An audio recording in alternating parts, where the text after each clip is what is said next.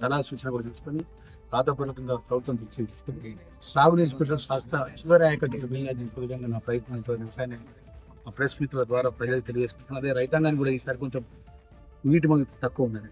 రైతాంగం కూడా ఆలోచన చేసేసి మనం నీరుని వేస్ట్ చేసుకోకుండా జాగ్రత్తగా నీటి సాగునీరు అంటే, ఎందుకంటే 10 సంవత్సరాల నుంచి ఈ ప్రాంతంలో ఉన్నటువంటి ఈ విధంగా మన వ్యక్తిగతంగా రైతుల మధ్యలో ప్రజాప్రతినిధులు వచ్చి వారికి అవగాహన రైతుల ద్వారా సలహా తీసుకుంటే ముందుగా మొదటిసారి జరుగుతుంది. కాబట్టి ఇదే పూర్తిగా నాకు టాప్ ప్రియారిటీ లేదు. వేరే నాకు 24/7 లోపల రోజులో ప్రత్యేకంగా మన ప్రాంత ధర్మవర్గానికి సాగునీరు ఎక్కడ కూడా ప్రయత్నం చేస్తా. రైతులంతా కూడా అన్ని వర్గాల ప్రజలు కూడా సహకరిస్తారు. ప్రత్యేకమైన మీటింగ్ చేసి ఈ ప్రాంతానికి సాగునీరు శాశ్వత పరిష్కారం చేస్తాననే విషయాన్ని మనం చేస్తాం.